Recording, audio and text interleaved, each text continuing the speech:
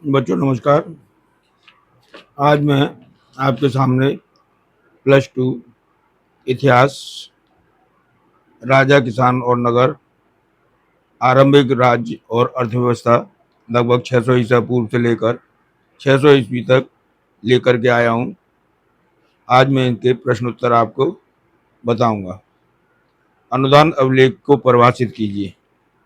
उत्तर: इन अभिलेखों में जो धार्मिक संस्थाओं को दिए गए उपहारों का उल्लेख किया जाता है, जो भी दान धार्मिक संस्थाओं को दिया जाता है, लोग उन्हें उनका अभिलेख बना करके लगा देते थे संस्थाओं के आसपास, तो उन्हें अनुदान अभिलेख कहा जाता है। जेम्स प्रिंसेप कौन था? उसने कौन सी 2 प्राचीन लिपियों को पढ़ने में सफलता प्राप्त की? James Prinsep east India company का एक अधिकारी था। उसने ब्राह्मी लिपि और खरोष्टी लिपि को पढ़ने में सहायता की थी। महाजनपद क्या थे? इनकी संख्या कितनी थी? उत्तर: 6ठी शताब्दी ईसा पूर्व में उत्तरी भारत में स्थापित बड़े बड़े राज्य महाजनपद कहलाए। इनकी संख्या 16 थी। 4ठी ईस्वी पूर्व तक कौन सा महाजनपद सबसे शक्तिशाली बनकर उभरा था? उत्तर: मगध साम्राज्य जो था 4ठी ईसा पूर्व तक सबसे शक्तिशाली महाजनपद बनकर के उभरा था। मगध की प्रारंभिक राजधानी कौन सी थी? 4ठी शताब्दी ईसा पूर्व में मगध की राजधानी को कहां से कहां स्थानांतरित किया गया था? उत्तर: राजगाह अथवा राजगीर मगध की राजधानी थी। 4ठी शताब्दी ईसा पूर्व में उसे पाटलिपुत्र स्थानांतरित किया गया था, जिसे आज पटना कहा जाता है। चंद्रगुप्त मौर्य कौन था? चंद्रगुप्त मौर्य मौर्य वंश का संस्थापक था, जिसने 321 ईस्वी पूर्व में मौर्य वंश की स्थापना की थी। कुषाण शासकों ने अपनी उच्च स्थिति दर्शाने के अपने नाम के आगे कौन सी उपाधि लगाई थी? उत्तर: कुषाणों ने उच्च स्थिति प्राप्त करने के लिए अपने नाम के आगे देवपुत्र की उपाधि जो थी वो लगाई थी। अशोक के अधिकतर लेखों की भाषा कौन सी थी? उत्तर: अशोक के अधिकतर अभिलेखों की भाषा प्राकृत है। सबसे प्राचीन अभिलेख किस प्रशासक के हैं? उत्तर: सबसे प्राचीन अभिलेख मौर्य शासक अशोक के हैं। भारतीय इतिहास की अवधि निर्धारित करने में सिक्के किस प्रकार एक महत्वपूर्ण भूमिका निभाते हैं? उत्तर: सिक्के पर दी गई संबंधित राजा से जुड़ी तिथियां इतिहास की अवधि निर्धारित करने में सहायता करते हैं। प्रशस्तियां क्या हैं? समुद्रगुप्त की प्रशस्ति कौन सी हैं? उत्तर: प्रशस्तियां राजा की प्रशंसा में लिखे गए लेख हैं। गुप्त शासक समुद्रगुप्त के बारे में हरिसेन द्वारा रचित प्रयाग प्रशस्ति काफी महत्वपूर्ण है। प्रशस्ति और शिलालेख में अंतर स्पष्ट कीजिए। उत्तर: प्रशस्ति उसके संरक्षक की प्रशंसा का लेख होता है, जबकि अभिलेख प्राय कोई राजदेश या राजा का आदेश होता है। अर्थशास्त्र का लेखक कौन था? उत्तर: चाणक्य अथवा कौटिल्य अर्थशास्त्र का लेखक था। तमिलकम से क्या अभिप्राय है? तमिलकम से अभिप्राय उपमहाद्वीप के दक्कन तथा उसके दक्षिण में जो क्षेत्र है उसे तमिलकम कहा जाता है। मौर्य साम्राज्य की राजधानी कौन सी थी? साम्राज्य के 4 प्रांतीय केंद्रों के नाम भी बताइए। उत्तर: मौर्य साम्राज्य की राजधानी पाटलिपुत्र थी। उसके 4 प्रांतीय केंद्र हैं तक्षशिला, उज्जैनी, तोसली अथवा तोसाली और सुवर्णगिरी। सुदर्शन झील का निर्माण कब और किसने करवाया था? इसकी मरम्मत किस किस शासक ने करवाई? उत्तर: एक अभिलेख के अनुसार सुदर्शन झील का निर्माण मौर्य काल में एक स्थानीय राज्यपाल ने करवाया था। इसकी मरम्मत शक शासक रुद्रदमन तथा गुप्त शासकों ने करवाई थी। मनुस्मृति क्या है? उत्तर, मनुस्मृति आरंभिक भारत का सबसे प्रसिद्ध विधि ग्रंथ है। विधि ग्रंथ मतलब ये न्याय की किताब है। बाणभट्ट कौन था? उसने कौन सा ग्रंथ लिखा था? उत्तर, बाणभट्ट कन्नौज के शासक हर्षवर्धन का राजकवि था। उसने हर्षचरित नामक ग्रंथ लिखा था। प्रभावती गुप्त कौन थी? उत्तर, प्रभावती गुप्त आरंभिक भारत के एक प्रसिद्ध शासक चंद्रगुप्त द्वितीय की पुत्री थी। दानात्मक अभिलेख क्या है? उत्तर, दानात्मक अभिलेख दूसरी शताब्दी ईसा के छोटे छोटे अभिलेख हैं जिनमें धार्मिक संस्थाओं को दिए गए दान का विवरण है। श्रेणी क्या थी? इसका क्या कार्य था? उत्तर, उत्पादकों तथा व्यापारियों के संघ को श्रेणी कहा जाता था। श्रेणियां कच्चा माल खरीदती थी और उससे सामान तैयार करके बाजार में बेचती थी। पेरिप्लस का क्या अर्थ है? पेरिप्लस यूनानी भाषा का एक शब्द है जिसका अर्थ है समुद्री यात्रा। आहत सिक्के कब और किसने जारी किए? ये किस धातु के बने हुए थे? उनका एक महत्व भी बताइए। आहत सिक्के 6ठी शताब्दी ईसा पूर्व के राजाओं ने जारी किए थे। ये सिक्के चांदी और तांबे के बने हुए थे। ये सिक्के जो थे व्यापार में काम आते थे और ये नगद भुगतान का काम करते थे, क्योंकि पहले जो व्यापार था वो विनिमय से चलता था। एक चीज देकर दूसरी चीज खरीद की जाती थी, लेकिन सिक्कों के आने से व्यापार जो है नगद रूप में चलने लगा था। सोने के सिक्के सबसे पहले कब और किसने जारी किए थे? सोने के सिक्के सबसे पहले सिक्के प्रथम शताब्दी ईस्वी में कुषाण शासकों ने जारी किए थे। अशोक द्वारा धारण की गई 2 उपाधियों के नाम बताइए। अशोक ने देवानाम प्रिय तथा प्रियदर्शी की उपाधियां धारण की थी। अशोक अशोक के सिंह शीर्ष को आज महत्वपूर्ण क्यों माना जाता है?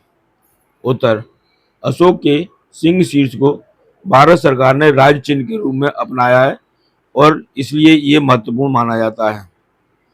पेरिप्लस ऑफ एरिथ्रियन सी का लेखक कौन था?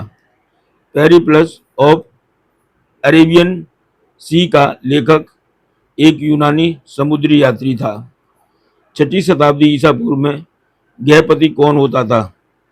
उत्तर, 6ठी शताब्दी ईसा पूर्व में गृहपति जो होता था वो घर का मुखिया होता था। कुषाण और गुप्त शासकों द्वारा जारी किए गए सोने के सिक्कों में एक अंतर बताइए।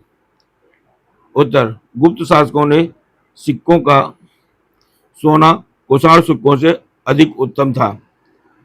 नीचे दी गई जानकारी को पढ़िए और अशोक द्वारा 3री सदी में प्रचलित और फैलाए गए संदेशों के संदर्भ में इसे जोड़िए। सिद्धांत साधारण और सार्वभौमिक थे। सिद्धांतों ने लोगों के जीवन को अच्छा बने रहने के लिए सुनिश्चित किया। अशोक ने इन सिद्धांतों के साथ अपने साम्राज्य को अखंड बनाए रखने का प्रयास किया। उत्तर, अशोक का धम्म मतलब धर्म के प्रचार के लिए अशोक ने इस तरह से कहा था। और धम्म का प्रचार अशोक ने केवल भारत में ही नहीं विदेशों में भी किया था। निम्नलिखित जानकारी पढ़ें और उस संदर्भ का उल्लेख करें जिससे यह कथन जुड़ा हुआ है। कई कुषाण शासकों ने देवपुत्र या ईश्वर का पुत्र उपाधि को भी अपनाया। उत्तर, देवी राजा के लिए उन्होंने यह उपाधि अपनाई। ईसा पूर्व 6ठी सदी से होने वाले परिवर्तनों तथा उसकी जानकारी के स्रोतों का संक्षिप्त वर्णन कीजिए। अथवा 6ठी शताब्दी ईसा पूर्व को प्राय आरंभिक भारतीय इतिहास में एक मोड़ बिंदु माना जाता है। कोई 2 तर्क दीजिए। उत्तर, ईसा पूर्व 6ठी शताब्दी से कई नए परिवर्तनों के प्रमाण मिलते हैं जिसके कारण इसे भारतीय इतिहास में एक मोड़ बिंदु माना जाता है। नंबर 1, सबसे महत्वपूर्ण परिवर्तन आरंभिक राज्यों, साम्राज्यों और रजवाड़ों का विकास है। इन राजनीतिक प्रक्रियाओं के लिए कुछ अन्य परिवर्तन उत्तरदायी थे। इनका पता कृषि उपज को संगठित करने के तरीकों से चलता है। इसी के साथ साथ लगभग पूरे उपमहाद्वीप में नए नगरों का भी उदय हुआ। नंबर 3, इस शताब्दी से देश में लोहे के प्रयोग में विस्तार हुआ। नंबर 4, मुद्रा का विकास भी इसी शताब्दी में हुआ था। जेम्स प्रिंसेप के शोध कार्य से आरंभिक भारत के राजनीतिक इतिहास के अध्ययन को किस प्रकार एक नई दिशा मिली है? उत्तर, भारतीय अभिलेख विज्ञान में 1830 ईस्वी के दशक में एक उल्लेखनीय प्रगति हुई। इस कार्य में ईस्ट इंडिया कंपनी के एक अधिकारी जेम्स प्रिंसेप का महत्वपूर्ण योगदान रहा, जिसने ब्राह्मी और खरोष्टी लिपियों का अर्थ निकाला। इन लिपियों का प्रयोग सबसे आरंभिक अभिलेखों और सिक्कों में किया गया है। जेम्स प्रिंसेप को पता चला कि अधिकांश अभिलेखों और सिक्कों पर पियदस्सी अर्थात मनोहर मुखाकृति वाले राजा का नाम लिखा है। कुछ अभिलेखों में राजा का नाम अशोक भी लिखा था। बौद्ध ग्रंथों के अनुसार अशोक सर्वाधिक लोकप्रिय शासकों में से एक था। इस शोध कार्य से आरंभिक भारत के राजनीतिक इतिहास के अध्ययन को एक नई दिशा मिली, क्योंकि भारतीय और यूरोपीय विद्वानों ने उपमहाद्वीप पर शासन करने वाले प्रमुख राजवंशों की वंशावलियों की पुनर्रचना के लिए विभिन्न भाषाओं के लिए अभिलेखों और ग्रंथों का उपयोग किया। परिणाम स्वरूप 20वीं शताब्दी के आरंभिक दशकों तक उपमहाद्वीप के राजनीतिक इतिहास का एक सामान्य विवरण तैयार हो गया। बताएं कि ईसा पूर्व 6ठी सदी में भारत की राजनीतिक स्थिति कैसी थी? प्राचीन भारत के इतिहास में भी महाजनपदों के उदय के महत्व का वर्णन करें। उत्तर, ईसा पूर्व 6ठी शताब्दी में देश में बड़े बड़े राज्यों की स्थापना हुई, जिन्हें महाजनपद कहते थे। इनमें से अधिकतर राज्य विंध्याचल पर्वत के उत्तर में स्थित थे और उसका विस्तार क्षेत्र उत्तर पश्चिमी सीमांत से लेकर बिहार तक था। मगध, कौशल, वत्स और अवंती बड़े शक्तिशाली राज्य थे। सबसे पूर्व की ओर अंग जनपद था, जिसे पड़ोस के मगध राज्य ने जीतकर अपने राज्य में मिला लिया था। मगध अपने समय का सबसे प्रमुख राज्य था। इन राज्यों में सदा आपसी संघर्ष होता रहता था। मगध ने प्रमुखता प्राप्त की और उसे एक साम्राज्य स्थापित करने में सफलता मिली। मगध सबसे शक्तिशाली जनपद था।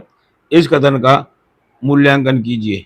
उत्तर, मगध में आधुनिक पटना और शाहबाद जिले के कुछ भाग सम्मिलित थे। बिंबिसार के शासनकाल में इस राज्य ने खूब उन्नति की थी। वैवाहिक संबंधों द्वारा अपनी स्थिति मजबूत की और पश्चिम की ओर विस्तार के लिए अपना रास्ता तैयार किया। उसके पुत्र अजातशत्रु ने उसकी हत्या करके स्वयं शासन संभाला। अजातशत्रु के बाद उदयन का शासनकाल आया। उसने कौशल के राजा को हराया। उसके बाद शिशुनाग वंश का शासन आरंभ हुआ। इस वंश के राजाओं ने अवंती को पराजित किया। शिशुनाग वंश के पश्चात नंद वंश का शासन प्रारंभ हुआ। उन्होंने कलिंग को जीतकर मगध में शामिल कर अपनी शक्ति की बढ़ाई।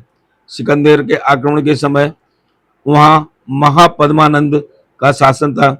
उसकी शक्ति से सिकंदर के सैनिक भी भयभीत हो उठे थे। मगध राज्य की शक्ति में वहाँ के लौह भंडारों तथा किलाबंदी ने भी महत्वपूर्ण भूमिका निभाई। इस प्रकार मगध 16 जनपदों में सबसे शक्तिशाली बनकर उभरा। मौर्यकालीन इतिहास की रचना करने वाले किन्हीं 4 स्रोतों को स्पष्ट कीजिए, अथवा मौर्य साम्राज्य के इतिहास को रचना के लिए इतिहासकारों ने विभिन्न प्रकार के स्रोतों का उपयोग किया है। स्पष्ट कीजिए। उत्तर, मौर्य काल की जानकारी देने वाले स्रोतों में मेगस्थनीज की इंडिका महत्वपूर्ण है। इस पुस्तक में मौर्यों की शासन प्रणाली तथा तत्कालीन समाज का बड़ा सुंदर वर्णन है। नंबर 2, कौटिल्य की पुस्तक अर्थशास्त्र से भी हमें मौर्य काल की शासन प्रणाली की काफी जानकारी मिलती है। नंबर 3, विशाखदत्त के मुद्रा राक्षस से इस बात का पता चलता है कि चंद्रगुप्त ने नंद वंश से किस प्रकार राज्य प्राप्त किया। नंबर 4, जैन तथा बौद्ध धर्म के ग्रंथ भी मौर्य राजाओं के जीवन तथा धार्मिक विचारों पर प्रकाश डालते हैं। नंबर 5, अशोक के अभिलेखों से मौर्य काल का इतिहास जानने में सबसे अधिक सहायता मिलती है। यह हमें अशोक के धर्म तथा प्रजा हितैषी कार्यों की भी विशेष जानकारी देते हैं। गुप्त शासकों का इतिहास लिखने में सहायक स्रोतों का वर्णन कीजिए। गुप्त शासकों के इतिहास साहित्य, सिक्कों तथा अभिलेखों की सहायता से लिखा गया है। गुप्त काल के सिक्के बड़ी मात्रा में पाए गए हैं। इनके अतिरिक्त कवियों ने अपने राजा तथा स्वामी की प्रशंसा में प्रशस्तियां लिखी थी, जिनके आधार पर इतिहासकारों ने ऐतिहासिक तथ्य निकालने का प्रयास किया। उदाहरण के लिए इलाहाबाद स्तंभ अभिलेख के नाम से प्रसिद्ध प्रयाग प्रशस्ति समुद्रगुप्त के बारे में महत्वपूर्ण जानकारी देती है। इसे समुद्रगुप्त के राजकवि हरिशरण ने लिखा था। इससे पता चलता है कि यह संभवतः गुप्त सम्राटों में सबसे शक्तिशाली तथा गुण संपन्न था। कौटिल्य के अर्थशास्त्र पर एक टिप्पणी लिखें। कौटिल्य का अर्थशास्त्र राजनीति से संबंधित एक महत्वपूर्ण ग्रंथ है। इसकी रचना कौटिल्य ने की थी, जो एक बहुत बड़ा विद्वान और चंद्रगुप्त मौर्य का प्रधानमंत्री था। उसने इस ग्रंथ में प्रशासन के सिद्धांतों का वर्णन किया है। इस ग्रंथ का भारतीय इतिहास में बहुत अधिक महत्व है। यह ग्रंथ मौर्य काल का सुंदर चित्र प्रस्तुत करता है।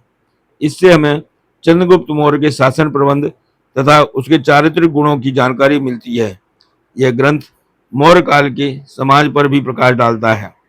सबसे बड़ी बात यह है कि इसमें दिए गए शासन के सिद्धांतों की झलक आज के भारतीय शासन में देखी जा सकती है। अशोक के किन्हीं 4 शिलालेखों के नाम बताओ। यह भी बताओ कि ये कहाँ पर स्थित हैं। उत्तर, अशोक के शिलालेख निम्नलिखित स्थानों पर मिले हैं। सिद्धपुर, यह स्थान मैसूर राज्य के चित्तल दुर्ग जिले में है। नंबर 2, ब्रह्मगिरी, यह स्थान भी मैसूर राज्य में है। नंबर 3, मास्की, यह स्थान हैदराबाद के निकट है। नंबर 4, सहसाराम, यह स्थान शाहबाद बिहार में है। अशोक के शिलालेखों का भारतीय इतिहास में क्या महत्व है। उत्तर, अशोक के शिलालेखों का भारतीय इतिहास में बड़ा महत्व है। ये हमें अशोक के समय के मौर्य शासन की निम्नलिखित जानकारी प्रदान करते हैं। नंबर 1, उसके अधिकतर शिलालेख सीमांत क्षेत्रों में स्थित हैं। इनकी सहायता से हम अशोक के राज्य की सीमाएं आसानी से निर्धारित कर सकते हैं। नंबर 2, अशोक के शिलालेख हमें अशोक के निजी धर्म और उच्च चरित्र के विषय में जानकारी देते हैं। नंबर 3, इनमें यह पता चलता है कि अशोक के मिस्र, सीरिया, बर्मा और श्रीलंका के साथ बड़े ही अच्छे संबंध थे और उसने इन देशों में धर्म का प्रचार भी किया था। नंबर 4, इनसे यह पता चलता है कि अशोक ने बौद्ध धर्म के प्रचार के लिए क्या साधन अपनाए। नंबर 5, शिलालेखों में अंकित राज्य देशों से पता चलता है कि अशोक ने प्रजा की भलाई के लिए अनेक कार्य किए। नंबर 6, अशोक के शिलालेख मौर्यकालीन कला के सुंदर नमूने हैं। इन्हें विशेष विधि द्वारा तराशा गया है। भारत के प्रारंभिक इतिहास में मौर्य साम्राज्य को एक प्रमुख काल क्यों माना जाता है। उत्तर, इसे निम्नलिखित कारणों से प्रमुख काल माना जाता है। नंबर 1, मौर्यों ने सही अर्थों में देश के पहले विशाल साम्राज्य की स्थापना की। नंबर 2, मौर्य काल से इतिहासकारों को अधिक निश्चित तिथियां मिली हैं। इस तरह इतिहास के घटनाक्रम अंधेरे से प्रकाश में आए हैं। मौर्य काल में वास्तुकला के क्षेत्र में भी बहुत अधिक विकास हुआ था और भारतीय संस्कृति इसमें समृद्ध हुई है। अशोक का इस इतिहास में क्या स्थान है? उत्तर, अशोक की गणना केवल भारत के ही नहीं बल्कि विश्व के महान सम्राटों में से की जाती है। इसके अनेक कारण हैं। नंबर 1, कलिंग युद्ध के पश्चात अशोक ने अपने जीवन का एकमात्र उद्देश्य मानवता की सेवा करना बना दिया। अब वह लोगों को धार्मिक तथा नैतिक उपदेश देने में जुट गया। विश्व में किसी भी सम्राट ने जनता के लिए ऐसा त्याग नहीं किया। नंबर 2, अशोक अपनी प्रजा को अपनी संतान के समान समझता था। राज्य की ओर से विधवाओं तथा अनाथों को विशेष सुविधाएं प्राप्त थीं। नंबर 3, अशोक ने बौद्ध धर्म को विश्व के लगभग सभी देशों में फैलाया। एक छोटे से धर्म को विश्व धर्म बना देने वाले व्यक्ति को महान कहना उचित ही है। नंबर 4, अशोक एक सहनशील सम्राट था। वह सभी धर्मों का आदर करता था। नंबर 5, अशोक पहला शासक था जिसने पशुओं के लिए भी अस्पताल खुलवाए। मेगास्थनीज के विवरण से मौर्य सम्राट के महान अधिकारियों के कार्यों के बारे में क्या पता चलता है? उत्तर, मेगास्थनीज के विवरण से मौर्य साम्राज्य के महान अधिकारियों के कार्यों के बारे में निम्नलिखित बातें बताई जाती हैं। नंबर 1, कुछ अधिकारी नदियों की देखरेख और भूमि मापन का काम करते थे। नंबर 2, कुछ प्रमुख नहरों से उपनहरों के लिए छोड़े जाने वाले पानी के मुख्य द्वार का निरीक्षण करते थे ताकि सभी स्थानों पर पानी की समान आपूर्ति हो सके। यही अधिकारी शिकारियों पर भी नजर रखते थे। वे शिकारियों के कृत्यों के अनुसार उन्हें पुरस्कार या दंड देते थे। नंबर 3, अधिकारी गण कर वसूली करते थे और कृषि से जुड़ी सभी व्यवसायों का निरीक्षण करते थे। साथ ही वे लकड़हारों, बढ़ई, लोहारों और खननकर्ताओं का भी निरीक्षण करते थे। 6ठी शताब्दी ईसा पूर्व में उपमहाद्वीप में व्यापार की मुख्य विशेषताएं बताइए। अथवा 6ठी शताब्दी ईसा पूर्व से ही भारतीय उपमहाद्वीप में भू और तटीय मार्गों का जाल फैला था। व्यापार के संदर्भ में इस कथन की पुष्टि कीजिए। उत्तर, व्यापार मार्ग। उपमहाद्वीप में 6ठी शताब्दी ईसा पूर्व से ही व्यापार के लिए नदी मार्गों और भू मार्गों का जाल सा बिछ गया था। यह कई दिशाओं में फैला हुआ था। भूमार्ग मध्य एशिया तथा उससे भी आगे तक जाते थे। जल मार्ग समुद्र तट पर स्थित कई बंदरगाहों से अरब सागर होते हुए उत्तरी अफ्रीका तथा पश्चिमी एशिया तक फैल गया था। बंगाल की खाड़ी से यह मार्ग चीन और दक्षिण पूर्व एशिया तक फैला हुआ था। शासक इन मार्गों पर व्यापारियों की सुरक्षा के बदले उनसे कर वसूल करते थे, इसलिए वे प्राय इन मार्गों पर अपना नियंत्रण करने के प्रयास में रहते थे। विभिन्न व्यापारी। इन मार्गों पर चलने वाले व्यापारियों में पैदल फेरी लगाने वाले तथा बैलगाड़ी और घोड़े खच्चरों के दल के साथ चलने वाले व्यापारी शामिल थे। वे समुद्री मार्ग से भी यात्रा करते थे। यह यात्रा खतरनाक तो थी परंतु बहुत लाभदायक भी होती थी। तमिल भाषा में मसद्धुवन और प्राकृत में सत्थुभा और सिट्ठी कहलाने वाले सफल व्यापारी बहुत धनी थे।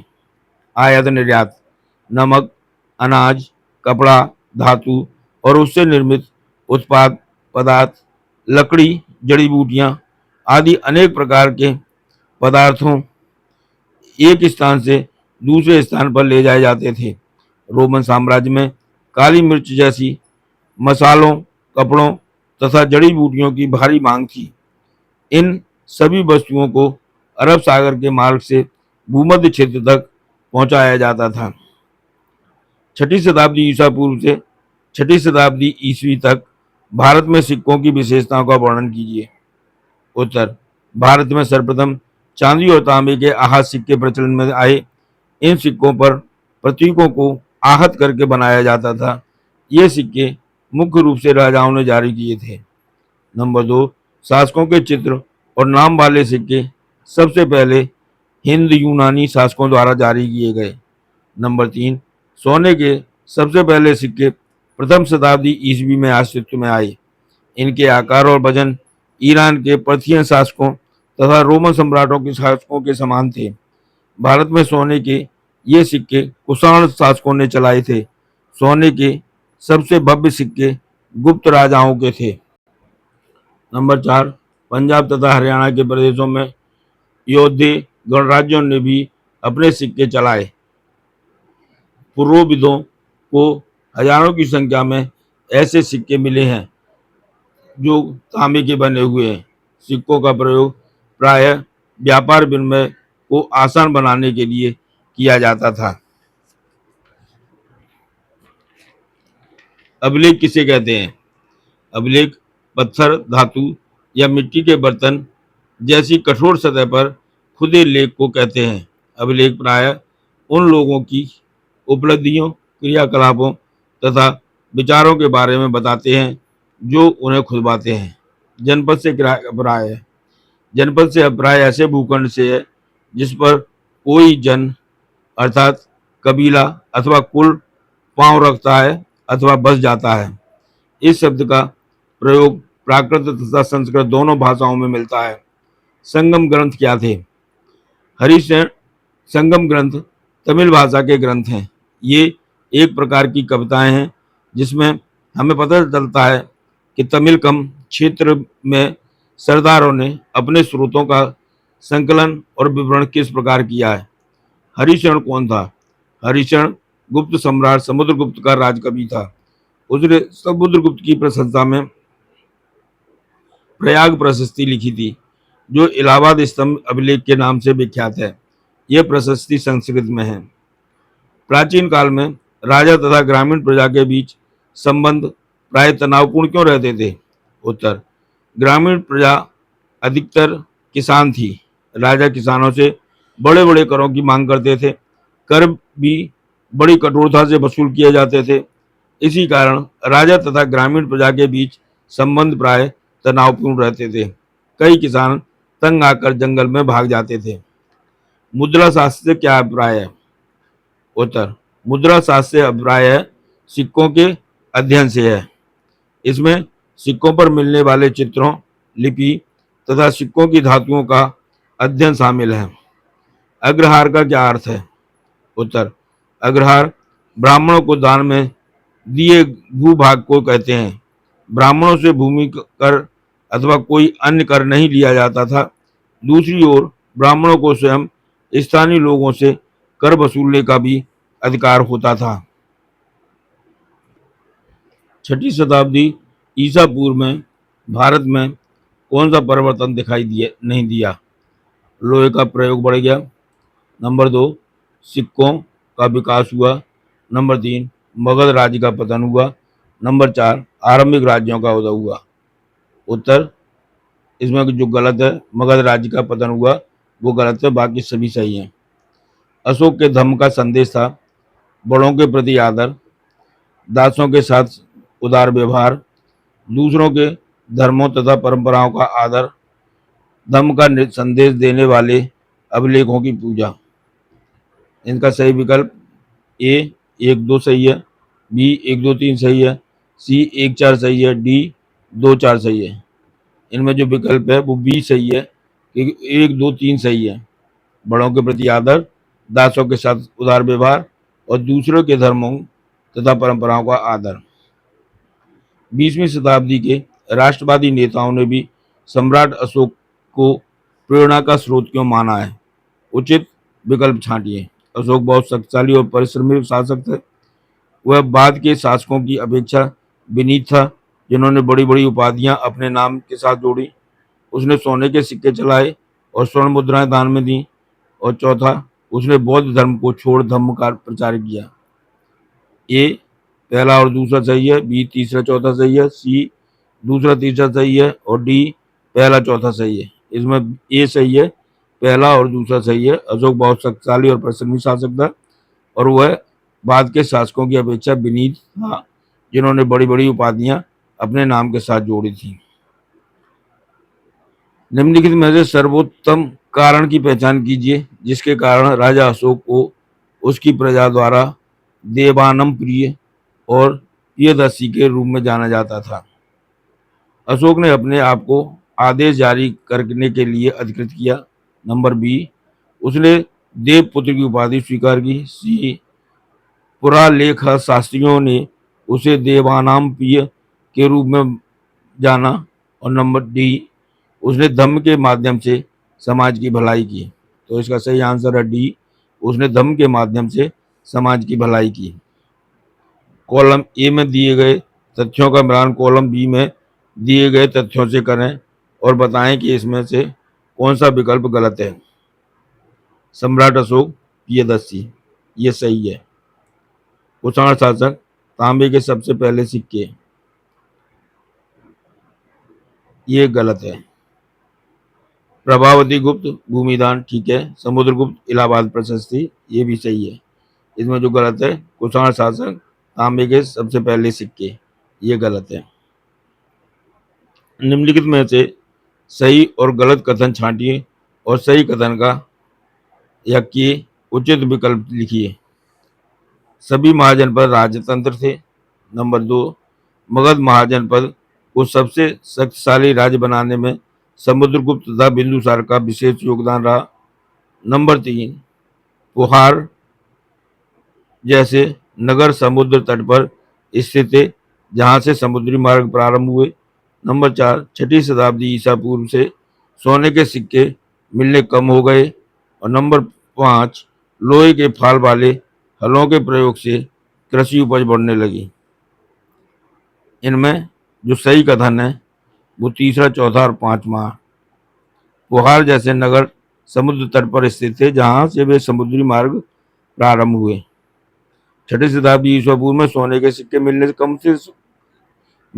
कम हो गए थे और लोहे के फाल वाले हलों के प्रयोग से कृषि उपज जो थी वो काफी बढ़ने लगी थी और खेतों की जुताई अच्छे से हो जाती थी। नीचे दो कथन दिए गए हैं। ए में एक अवकथन है जबकि आर में इस अवकथन के कारण है। स्पष्टीकरण को दर्शाया गया है और सही उत्तर का विकल्प छांटिए। दृढ़ कथन, संभव है कि मौर्य काल में सबसे प्रबल प्रशासनिक नियंत्रण साम्राज्य की राजधानी तथा उसके आसपास के प्रांतीय केंद्रों पर ही था। कारण आर, इन केंद्रों का चयन बड़े ध्यान से किया गया था। ए सही है, सही नहीं है। बी सही है। बी, आर सही नहीं है, ए सही है। सी, आर तथा ए दोनों सही हैं परंतु आर ए की सही व्याख्या नहीं करता है। डी, आर सही है, ए भी सही है और आर ए की सही व्याख्या करता है। इसका उत्तर डी, आर सही है और ए भी सही है और आर ए की सही व्याख्या करता है। दृढ़ कथन ए, कुछ इतिहासकारों का मानना है कि गुप्त काल में भूमिदान राजाओं द्वारा अपनी शक्ति के प्रदर्शन का एक आडंबर था। आर, कारण राजनीतिक प्रभुत्व दुर्बल होता जा रहा था और राजा स्वयं को उत्कृष्ट स्तर के मानव के रूप में प्रदर्शित करना चाहते थे। ए सही नहीं है और आर भी सही नहीं है। बी, आर सही है, ए भी सही है और आर ए की सही व्याख्या करता है। सी, आर सही है और ए भी सही है परंतु आर इसकी सही व्याख्या नहीं करता। डी, आर सही नहीं है परंतु ए सही है। उत्तर बी सही है, आर सही है और ए भी सही है और आर ए की सही व्याख्या करता है। दृढ़ कथन ए, उत्तरी कृष्णा मार्जित पात्रों का उपयोग संभवतः अमीर लोग करते थे। आर, दानात्मक अभिलेखों में इनका विस्तृत अभिलेख मिलता है। ए, आर सही है परंतु ए सही नहीं है। बी, ए तथा आर दोनों सही हैं लेकिन आर ए की सही व्याख्या करता है। सी, ए सही नहीं है परंतु आर सही है और डी, ए सही है परंतु आर सही नहीं है। उत्तर डी सही है। इसमें ए सही है परंतु आर इसका सही नहीं है। निम्नलिखित सूचनाओं की सहायता से सातवाहन वंश के शासक की पहचान कीजिए। उसने एक अद्वितीय ब्राह्मण और क्षत्रिय दोनों के गौरव को नष्ट करने वाला होने का दावा किया। नंबर 2, उसने यह भी सुनिश्चित करने का दावा किया कि चारों वर्णों के सदस्यों के बीच कोई अंतर्विवाह नहीं था। सही विकल्प है इसका गौतमी पुत्र श्री विजय सातकर्णी, बी गौतमी पुत्र श्री सातकर्णी, सी गौतमी पुत्र स्वामी श्री सातकर्णी और डी वशिष्ठ पुत्र स्वामी श्री पुलयामी। इसका सही उत्तर है बी गौतमी पुत्र श्री सातकर्णी। हड़प्पा सभ्यता के पतन के वर्षों में शवों के अंतिम संस्कार का जो नया तरीका अस्तित्व में आया वह क्या कहलाता था? दाह संस्कार, जल प्रवाह, महापाषाण या सामान्य दहन। उत्तर है महापाषाण। ब्राह्मी और खरोष्टी लिपियों का सर्वप्रथम अर्थ किसने निकाला? कनिंघम, व्हीलर, जॉन मार्शल या जेम्स प्रिंसेप। सही उत्तर जेम्स प्रिंसेप। महाजनपदों की संख्या कितनी थी? 12, 14, 16, 18। 16। गण अथवा संघ नामक महाजनपदों पर शासन था। गण अथवा संघ नामक महाजनपदों का शासन था। राजा का, कई लोगों के समूह का, ब्राह्मणों का, किसी का भी नहीं। उत्तर भी कई लोगों के समूहों का। निम्नलिखित महाजनपद एक संघ था। बज्जी, मगध, कौशल या पांचाल। उत्तर बज्जी। भगवान महावीर तथा भगवान बुद्ध का संबंध था राजतंत्रों से, अल्पतंत्रों से, गढ़ों से, इनमें से कोई नहीं। उत्तर गढ़ों से। सबसे प्राचीन अभिलेख निम्न भाषा में लिखे जाते थे। हिंदी, संस्कृत, तमिल या प्राकृत। उत्तर प्राकृत। 6वीं से 4वीं शताब्दी ईसा पूर्व में कौन सा महाजनपद सबसे शक्तिशाली था? गुरु, मगध, पांचाल या गांधार। उत्तर मगध। मगध जनपद कहाँ स्थित है? आधुनिक बिहार, आधुनिक मध्य प्रदेश, आधुनिक उत्तर प्रदेश या आधुनिक आंध्र प्रदेश। उत्तर आधुनिक बिहार। मगध की प्रारंभिक राजधानी कौन सी थी? पटना,